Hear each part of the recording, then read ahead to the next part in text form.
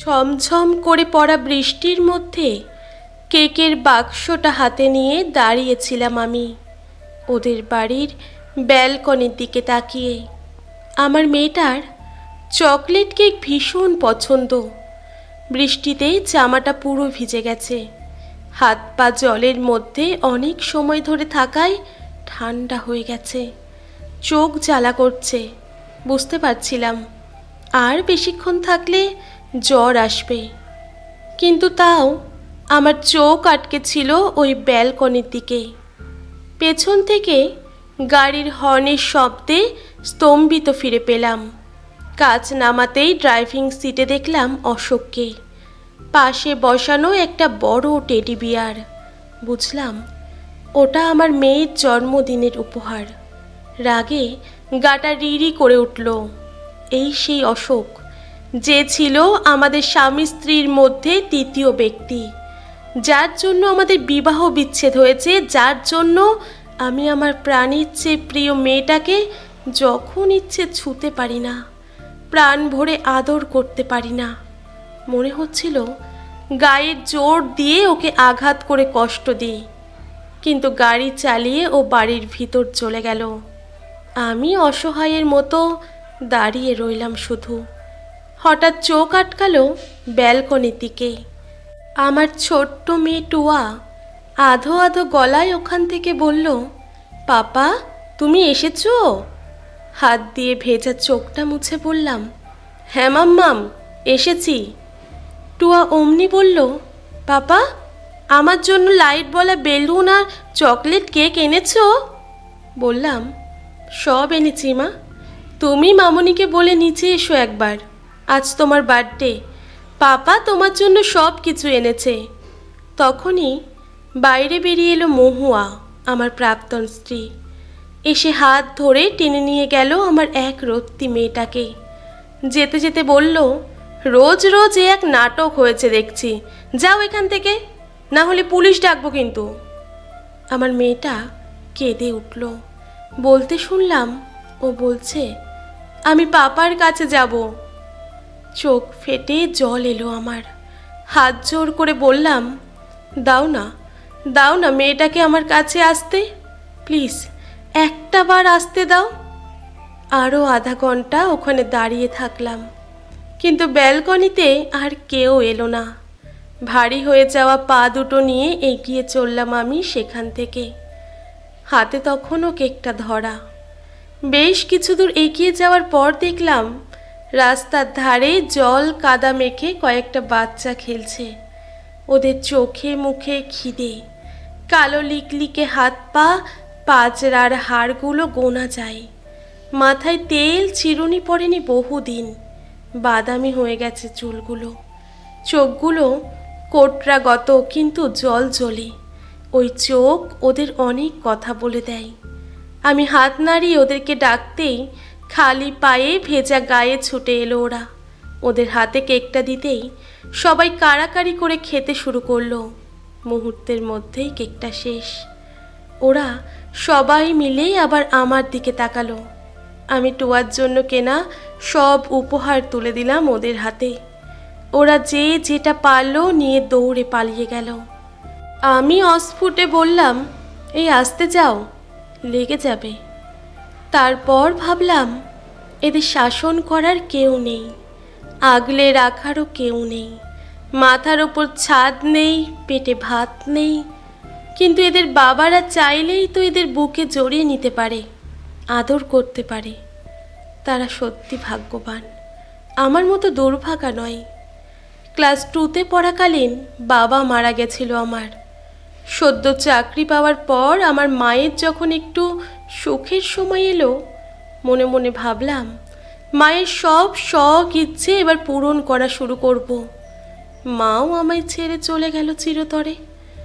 তখন আমার মাথার ওপর অভিভাবক নেই, কষ্টের কথা শোনার জন্য মা নেই। গোটা পৃথিবীটা শূন্য হয়ে গেল আমার। অবসাদ আমাকে ধীরে ধীরে গ্রাস করতে থাকলো।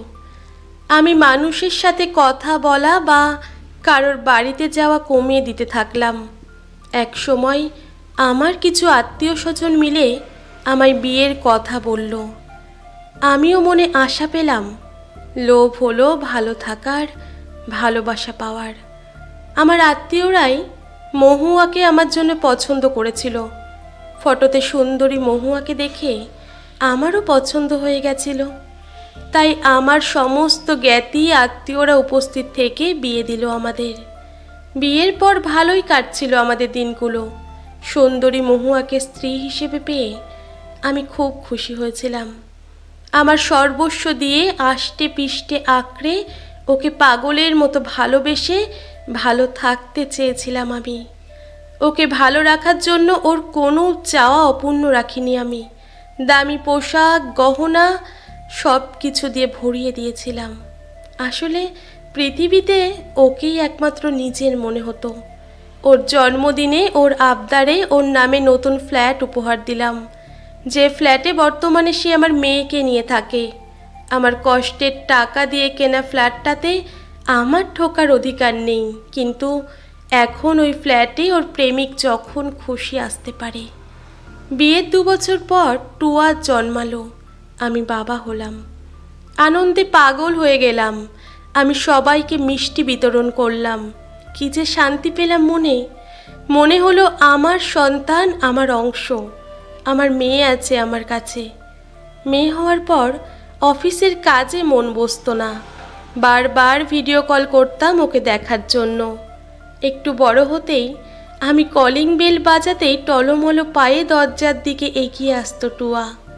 আমি আসতেই কচি হাতে জড়িয়ে ধরতো আমায়। ওকে বুকের মধ্যে নিয়ে মনে হতো এর চেয়ে দামি অনুভূতি বোধহয় আর কিছু নেই পৃথিবীতে। তারপর আমার মেয়ে আধো আধো গলায় পাপা বলতে শুরু করলো। আমার আর তখন ছুটির দিনে বাইরে বেরোতে ইচ্ছে করতো না। মনে হতো মেয়েকে 2 চোখ ভরে দেখি শুধু।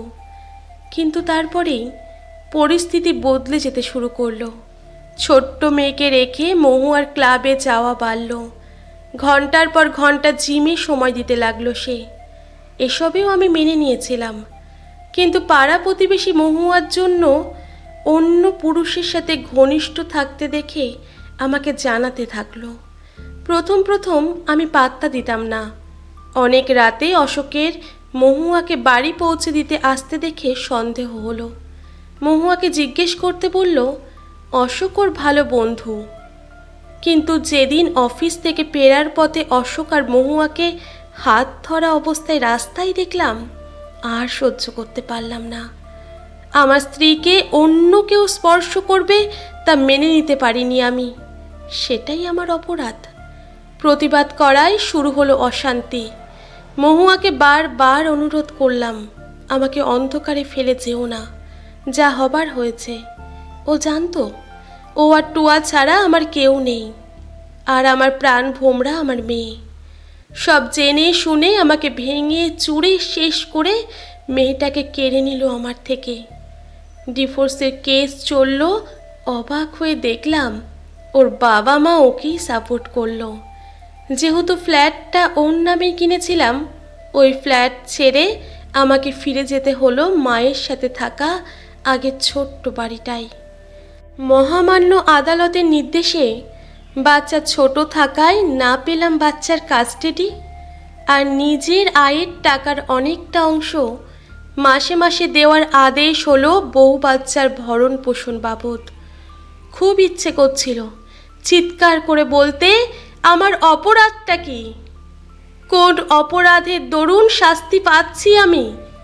আমি তো ঠকাইনি আমার স্ত্রীকে, তাকে শারীরিক বা মানসিকভাবে কষ্টও দিইনি। আমি তো বিশ্বাস করেছিলাম, তার সাথে সারাটা জীবন থাকতে চেয়েছিলাম। তাহলে কেন আমায় সর্বহারা হতে হলো? এমন আইনের সংরক্ষণ হয় না কেন, যেখানে বিনা অপরাধে শুধু পুরুষ হওয়ার জন্য সব কিছু হারাতে হয়? আদালতের নির্দেশে মাসে 2 বার মেয়েকে কাছে পাওয়ার অনুমতি আছে, কিন্তু বাবার মন যে অনেক বেশি করে সন্তানকে কাছে পেতে চায়। তাই প্রায় দিন টুয়ার স্কুলের সামনে দাঁড়িয়ে থাকি। স্কুল থেকে বেরিয়ে মেয়ে পাপা পাপা বলে ছুটে আসে। বাস ছাড়া অবধি মেয়েকে আদর করি। ড্রাইভার দাদাকে বলি, প্লিজ ওর মাকে বলবেন না, উনিও তো বাবা, আমার কষ্ট বোঝেন, কখনো বলেননি মহুয়াকে। কিন্তু 3 দিন হলো টুয়া স্কুলে এলো না। আমার চিন্তা বাড়ল। আবার গেলাম ওই বাড়ির সামনে। অনেক চেঁচামেচি কথা কাটাকাটির পর জানলাম টুয়া অসুস্থ। কাকুতি করে বললাম একবার উপরে আসি, দেখেই চলে আসবো। কিন্তু ওপরের দরজা বন্ধের শব্দ শুনে বুঝলাম আমার আশা পূর্ণ হবে না। অন্যমনস্কভাবে বাইক চালিয়ে যেতে যেতে হঠাৎ মনে হলো কেউ যন্ত্রণায় কাতরাচ্ছে। দেখলাম রাস্তার পাশে একজন রক্তাক্ত মহিলা। কোনো গাড়ি বোধহয় ধাক্কা মেরে বেরিয়ে গেছে। সাথে সাথে অ্যাম্বুলেন্স ডাকলাম, ছুটলাম হাসপাতালে। মহিলার চিকিৎসা চলল। 3 দিন পর সুস্থ হলেন তিনি। দেখা করতে গেলাম ওনার সাথে। বললাম বাড়ির লোকের ফোন নাম্বার দিন, নিয়ে যাক আপনাকে। মেয়েটি আমার পা জড়িয়ে ধরে বলল আপনার বাড়িতে কাজের লোক হিসেবে রেখে দিন না আমায়। বলল মেয়েটির নাম আশা, বাপ মা হারা মেয়ে। বিয়ের কিছুদিনের মধ্যেই স্বামীর মৃত্যুতে পরিবারের মানুষ ওকে অপয়া ডাইনি আখ্যা দেয়। তারপর চলতে থাকে শারীরিক নির্যাতন, কিন্তু তাও ওর মামা মামি ওকে ফিরিয়ে নিয়ে যায়নি। অত্যাচার সহ্য করতে না পেরে রাতের অন্ধকারে পালাতে গিয়ে ধাক্কা লাগে গাড়ির সাথে। গাড়ির চালক ওই অবস্থাতে গাড়ি না থামিয়ে বেরিয়ে যায়। মেয়েটির দিকে তাকিয়ে দেখি তার সারা গায়ে আঘাতের চিহ্ন। বড় মায়া হলো, আবার বিশ্বাস করতে যে ভয় লাগে খুব। তবু আমি মেয়েটির একটি ভাড়া বাড়িতে থাকার ব্যবস্থা করে দিলাম। বললাম কাজের চেষ্টা করতে, ততদিন আমি কিছু কিছু টাকা পাঠাবো। 15 বছর কেটে গেছে। আশাকে আমি নিজের স্ত্রীর মর্যাদা দিয়েছি। এই 5 বছরে ও প্রমাণ করে দিয়েছে সব মেয়ে একরকম নয়। কেউ কেউ বিশ্বাসের মর্যাদা রাখতে জানে। টুয়া এখন কলেজে পড়ে, প্রায় আমাদের কাছে আসে। টুয়া আসবে শুনলেই আশা আমাকে বড় লিস্ট ধরিয়ে বাজারে পাঠায়। নিজে হাতে টুয়ার সব পছন্দের খাবার রান্না করে। টুয়া মাঝে মাঝেই বলে আমি ও বাড়িতে আর ফিরবো না, তোমাদের কাছে থাকবো। আশা বোঝায় তোমার মামুনি একা, তোমাকে ছাড়া খুব কষ্ট পাবেন। টুয়া আশাকে জড়িয়ে ধরে বলে কিন্তু আমি তোমার আর পাপার সাথে থাকতে চাই মা। আশা বলে আমরা তো তোমার সাথেই আছি সোনা। অশোক মহুয়াকে ছেড়ে সংসার পেতেছে বহুদিন হলো। মহুয়া এখন ভীষণ একা। মেয়েকে এ বাড়িতে ছাড়তে গেলে মহুয়া ওপর থেকে আমাদের দেখে, আমি বুঝি, কিন্তু আমাদের কখনো চোখাচোখি হয় না। কারণ আমার তাড়া থাকে আমার সাথে খাবার খাবে বলে যে আমার প্রিয়তমা স্ত্রী আশা অপেক্ষায় থাকে। আজকাল অ্যালিমনি বা ভরণপোষণ আদায় করা একটা ট্রেন্ড হয়ে দাঁড়িয়েছে। কিছু মানুষ এই নিয়মের সুযোগ নিয়ে সর্বশান্ত করে চলেছে নিরপরাধ ছেলেদের। যে নিয়ম হয়েছিল নিপীড়িত অসহায় বঞ্চিত নারীদের দুর্দশা মুক্ত করার জন্য, আজ সেই নিয়মকে হাতিয়ার করে সুযোগ লুটছে নারী সমাজের কিছু সদস্য। বড় বড় সেলিব্রিটি ক্রিকেটাররা যেখানে এই আইনের জন্য অসহায়, সেখানে মধ্যবিত্ত পুরুষ সমাজের পরিস্থিতি কতটা ভয়ঙ্কর একবার ভাবুন তো। এখন তো বিয়ে করার আগে ছেলেরা 1000 বার ভাবছেন। কিছু প্রতারক মহিলাদের জন্য আজ পুরুষ সমাজ মেয়েদের বিশ্বাস করতে ভয় পাচ্ছে। অথচ নারী পুরুষ পরস্পরের পরিপূরক। আমার মনে হয় আইনের কিছু পরিবর্তন দরকার। আর ভরণ পোষণ পাওয়ার ব্যবস্থা তাদের জন্যই করা উচিত যারা এর প্রকৃত দাবিদার।